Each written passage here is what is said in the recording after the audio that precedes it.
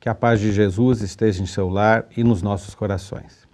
O programa Biografia de hoje trata da vida de Batuíra, Antônio Gonçalves da Silva, um importante personagem do movimento espírita brasileiro que tem um papel significativo na difusão da doutrina entre nós.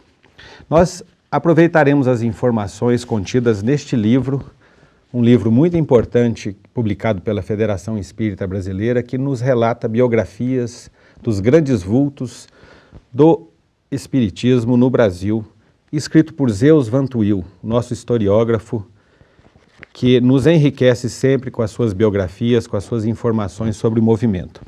Hoje trataremos, portanto, de Antônio Gonçalves da Silva, que entre nós é conhecido simplesmente por Batuíra.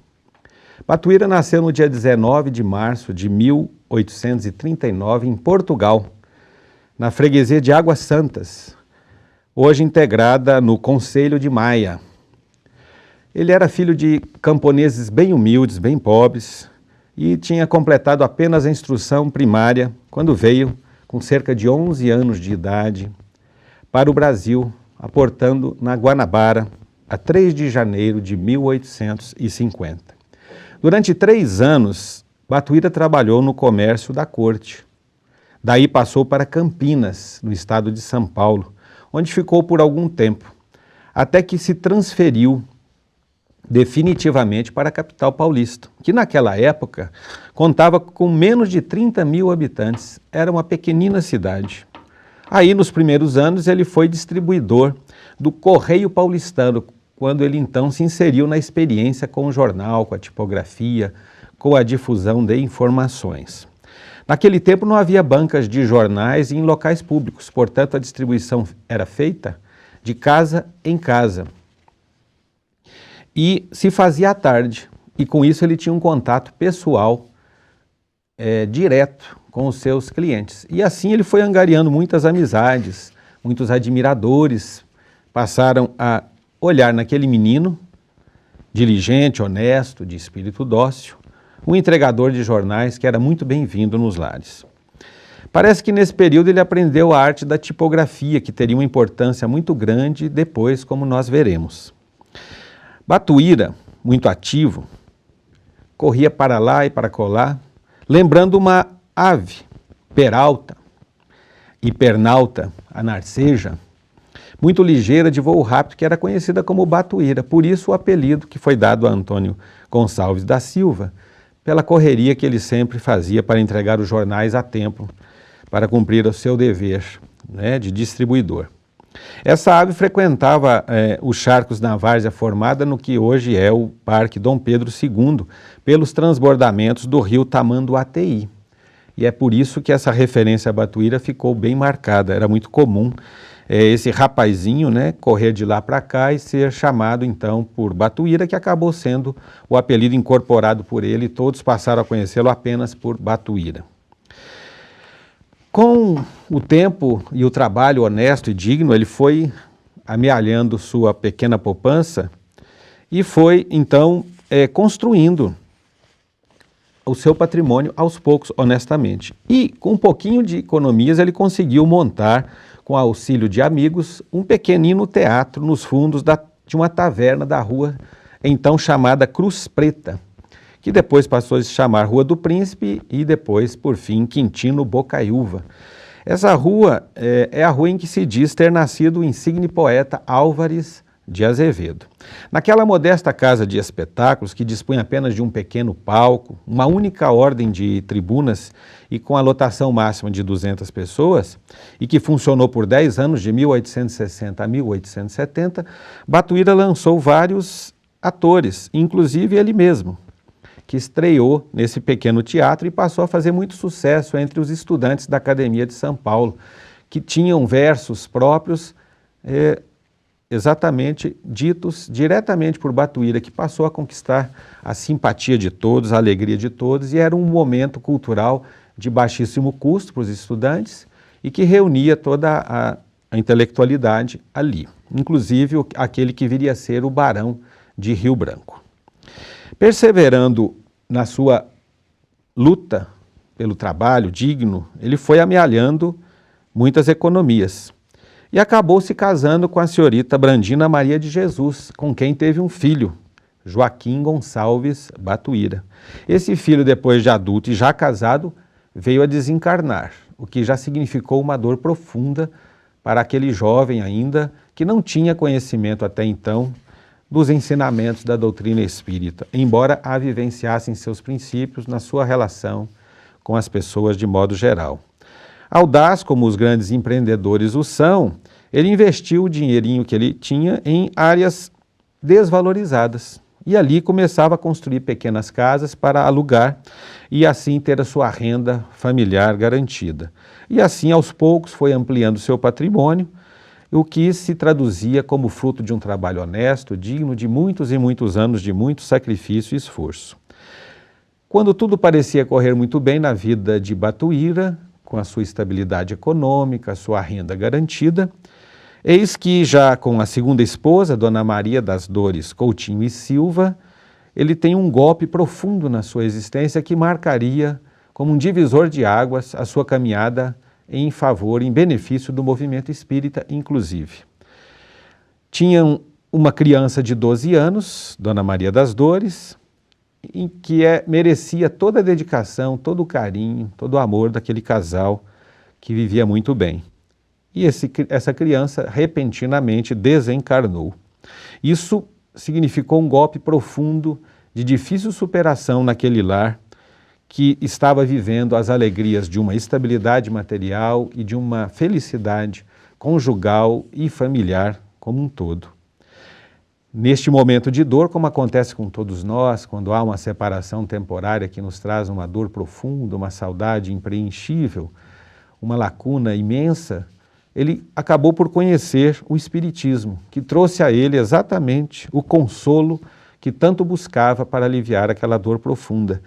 E com este encontro, que na verdade seria um reencontro com os ensinamentos da doutrina espírita, que é nada mais, nada menos do que o cristianismo revivido na sua pureza e simplicidade, ele passou a se dedicar profundamente à divulgação desses ensinamentos que faziam então o coração de Batuíra bater mais otimista, confiante e resignado diante daquela dor profunda que havia sofrido. E em função deste envolvimento, ele passou então a significar para o movimento espírita brasileiro muito, como nós veremos no próximo bloco, já que agora faremos um pequeno intervalo do programa Biografia, que hoje trata de Batuíra. Voltamos já.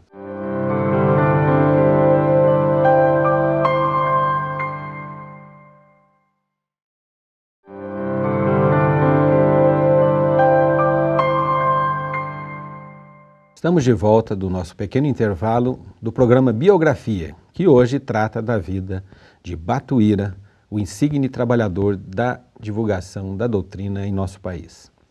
Como vimos, Batuíra e sua família se viram envolvidos na dor profunda da perda de uma criança tão querida, e para Batuíra já era uma segunda grande perda na sua existência, e encontrou consolo na doutrina espírita. E por tanto consolo encontrado, Batuíra se dedicou a difundir essas ideias que para ele foram tão importantes. Batuíra já era conhecido pela sua bondade, pela sua preocupação com o próximo. Abolicionista, assumido, sempre lutou pela libertação dos escravos. Muitas vezes, inúmeras vezes, ele escondeu escravos fugidos dos maus tratos dos seus senhores.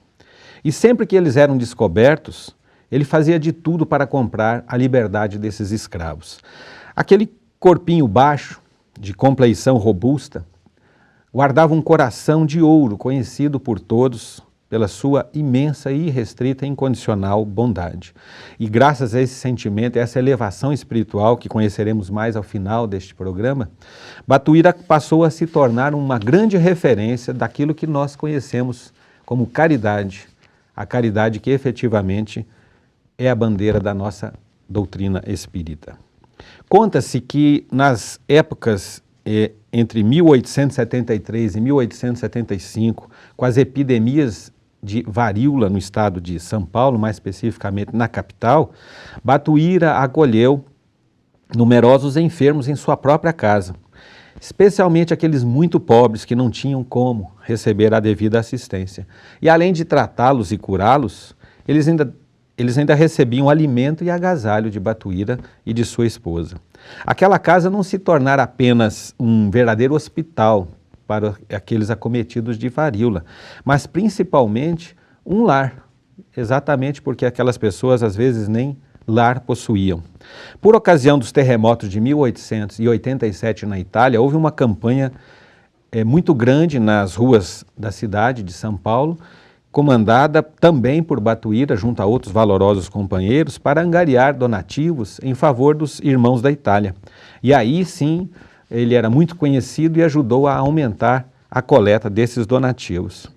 No ano de 1889, Batuíra, já completamente envolvido com o movimento espírita, passou a ser, na cidade de São Paulo, o agente exclusivo de Reformador, a revista da Federação Espírita Brasileira, função que se encarregou até 1899, 1900.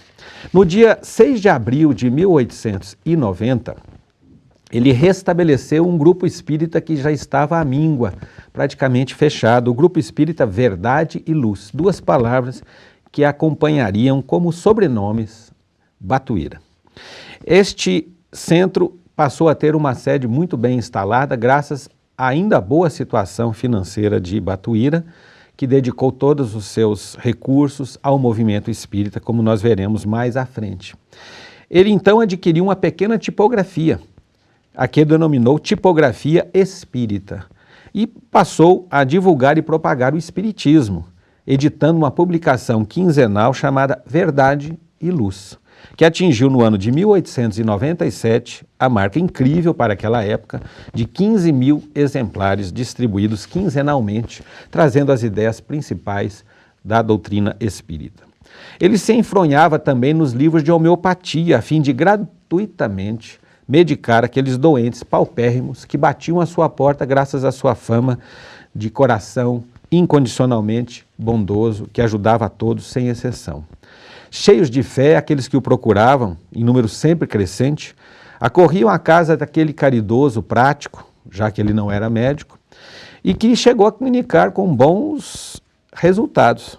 Fato perfeitamente compreensível, porque se nós aprofundarmos o nosso estudo, veremos que Batuíra possuía uma mediunidade muito rara, estudada por Kardec em O Livro dos Médiuns, conhecida como mediunidade de cura, sendo então centenas as curas reconhecidas de caráter físico e espiritual que obtinha ministrando água fluidificada ou aplicando passes magnéticos, já que era médium de cura, àqueles enfermos que acorriam até o seu lar.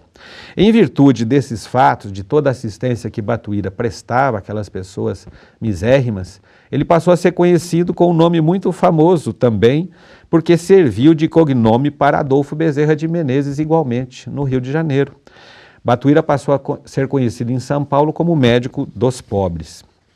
Em dezembro de 1904, até coerente com essa fama, ele lança as bases da instituição cristã beneficente Verdade e Luz, em cujo patrimônio passaram a figurar a tipografia que ele havia adquirido com todos os seus acessórios, bem como 2 sítios localizados no município de Santo Amaro, nos quais ficaram estabelecidas agremiações para o socorro aos órfãos e às viúvas pobres, realizando-se ali também o tratamento de enfermos e obsidiados.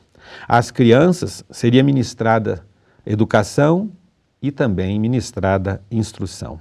Tudo isso foi concretizado, apesar da deficiência já presente na vida de Batuíra, dos recursos monetários, que nesta ocasião, fez com que ele, inclusive, pedisse muita ajuda para sustentar esse trabalho assistencial, já que os seus próprios recursos não davam mais conta de tamanho trabalho de auxílio na seara do Mestre Jesus. Em 1906, vivia na residência de Batuíra, em tratamento constante, meia dúzia de obsidiados, entre os quais se encontrava uma mulher. E o curioso é que essa mulher, por falta de vaga no que existia até então hospício, lhe fora confiada pela autoridade policial do Brás, o que caracteriza a seriedade ou respeito que se tinha por Batuíra no tratamento que dava às pessoas consideradas loucas.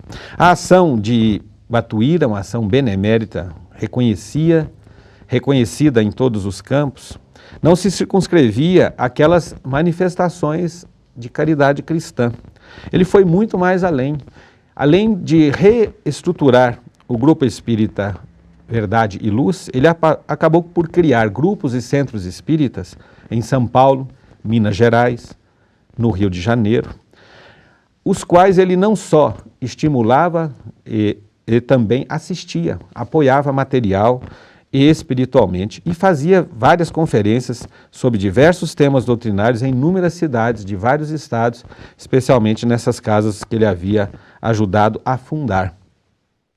Quando ele também fazia visita a enfermos e exercia sua mediunidade de cura, levando a paz, a harmonia e a saúde a todos, sempre espalhando gratuitamente prospectos e folhetos de propaganda do Espiritismo, por ele próprio impressos, já que ele era um tipógrafo, e distribuiu milhares de livros pelo interior do país, colaborando para que a doutrina espírita se espalhasse em nosso país, entre os corações. Nós voltamos já já, após o nosso pequeno intervalo.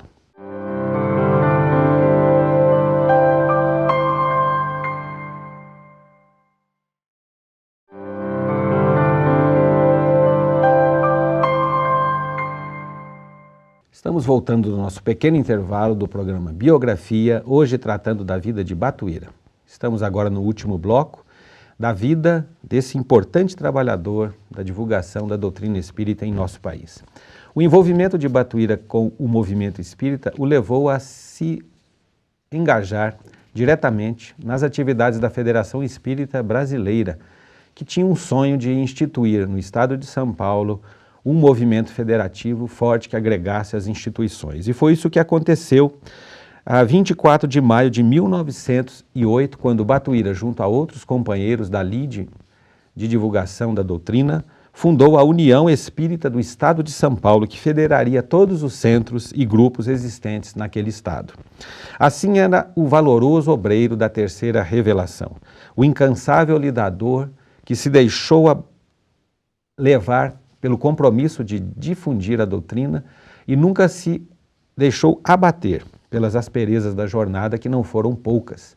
Como todo trabalhador do Cristo, Batuíra teve que enfrentar desafios, superá-los, inclusive materiais, tendo sido incontestavelmente um dos maiores propagandistas do espiritismo em nosso país.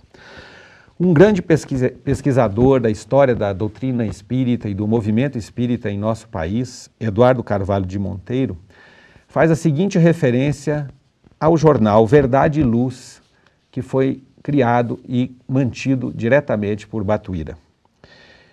Ele foi muito importante por ter sido o único a sobreviver e manter regularidade por 2 décadas no campo doutrinário espírita. Sua importância crescia à medida em que se tornava uma voz em defesa dos princípios espiritistas, principalmente contra o assédio combativo de outras religiões que consideravam a doutrina espírita uma obra do demônio. Isso fez com que o espiritismo crescesse em adeptos e se solidificasse junto a intelectuais de prestígio da sociedade paulista. O episódio mais importante da vida desse jornal foi a polêmica religiosa travada entre Batuíra e as damas da caridade da Diocese de São Paulo por mais de 8 anos, em que ele assinava os artigos com o pseudônimo Ninguém. Em setembro de 1908, em vez de assinar Ninguém, como sempre o fizera, Batuíra subscreveu-se Alguém. Diante de sua consciência, só agora se julgava alguém na seara espiritista. Havia consolidado a instituição beneficente Verdade e Luz, à qual acabava de doar tudo quanto possuía, com plena aprovação de sua esposa, um outro coração imenso. Inteiramente convencido de que só o amor constrói para a eternidade, o velho Batuíra não esmorecia um só instante no apostolado da caridade, não medindo sacrifícios em tão belo quão árduo labor. Carregando sobre os ombros muitas responsabilidades, não sentiu. Tão preso se achava ao cumprimento dos seus deveres, que suas forças vitais se esgotavam rapidamente. Súbita enfermidade assalta-lhe o corpo. E zombando de todos os recursos médicos, em poucos dias, obriga-o a transpor as aduanas do além no dizer de Zeus Vantuil. Aos 22 de janeiro de 1909, uma sexta-feira, cerca de 1h da madrugada, desencarnou Antônio Gonçalves da Silva Batuíra, o valoroso trabalhador do Cristo na difusão da doutrina espírita entre nós. Como era de se esperar, o meio jornalístico, a imprensa como um todo, fez as suas homenagens, as suas despedidas para que Batuíra deixasse este plano, lembrando da gratidão de todos em função do seu trabalho. E, curiosamente, no dia 23 de janeiro de 1909, o jornal O Estado de São Paulo, hoje conhecido como Estadão, publicou a seguinte nota: o senhor Gonçalves Batuíra era uma individualidade muito popular em São Paulo. A sua mania espírita e as abstrutas teorias que propagava traduziam-se na prática por obras de caridade e filantropia. Era, no fundo, uma excelente criatura. Nossos pêsames à excelentíssima família enlutada. Nós sabemos que a família espírita não se enluta. Ela apenas chora de saudade diante da separação temporária e com a certeza do reencontro que virá. E isso nós sabemos, pois Batuíra não morreu, desencarnou como desencarnaremos todos nós que estamos no plano físico, como já o fizemos várias vezes. Batuíra, por sinal, segundo revelação do próprio Chico e de Emmanuel, trazida no livro Sementeiras de Luz, de Neio Lúcio Antônio Joviano, pai de Rômulo Joviano, que foi o patrão de Chico Xavier na Fazenda Modelo, nos diz essa revelação que Batuíra seria a reencarnação de Lésio Munácio. Todos aqueles que leram o romance 50 anos depois de Emmanuel, pela mão abençoada de Chico Xavier, lembrarão que Lésio Munácio foi aquele idoso, aquele ancião cristão que acolheu Célia e a transformou no irmão Marinho, que haveria de nos dar o grande exemplo de vivência dos ensinamentos do Cristo. Mas não é só isso. Batuíra passou a escrever também para nós mensagens e ensinamentos profundos. Pela mão de Chico Xavier, ele trouxe o único livro, psicografado por Chico de sua autoria em 1970, intitulado Mais Luz. No prefácio deste livro, Emmanuel faz uma referência que caracteriza bem a personalidade de Batuíra. Acompanhemos o que escreveu Emmanuel no prefácio intitulado Mais Luz. Empenhado no auxílio aos irmãos de ideal, Batuíra, o apóstolo da doutrina espírita, credor de nossa admiração e respeito, escreveu este livro dedicado especialmente aos lidadores da seara da verdade e da luz, a que se consagrou na terra. Constituído de ensinamentos e anotações, advertências e lembretes vinculados à nova revelação, este volume é o próprio coração do companheiro que fala, orientando a jornada daqueles que procuram, no cristianismo redivivo, as auras renovadoras da imortalidade e da esperança. Aprendamos, pois, com o missionário da caridade, as lições salvadoras de que se faz mensageiro e, agradecendo-lhe a dádiva luminosa, roguemos ao Senhor nos sustente e nos abençoe. Emmanuel, Chico Xavier, Uberaba, 4 de julho de 1970. Estamos encerrando mais um programa Biografia, hoje com a personalidade inesquecível de Batuíra, pedindo que você assista os outros programas que nos trazem grandes informações, ensinamentos e lembranças daqueles que merecem a nossa gratidão por tudo que fizeram pela difusão da doutrina espírita em nosso país e, sobretudo, para o consolo de tantos e tantos de nós que procuramos a luz do Mestre Jesus.